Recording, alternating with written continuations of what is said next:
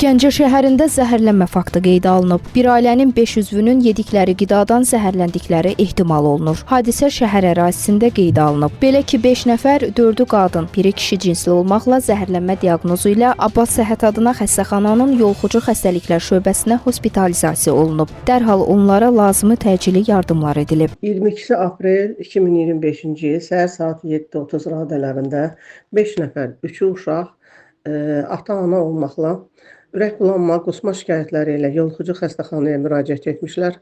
Onlara funksional mədə-bağırsaq pozğunluğu diaqnozu qoyulduqdan sonra müvafiq tibbi yardım göstərilmiş, vəziyyətləri qənaətbəxş olduğu üçün ambulator müalicə üçün evə buraxılmışlar.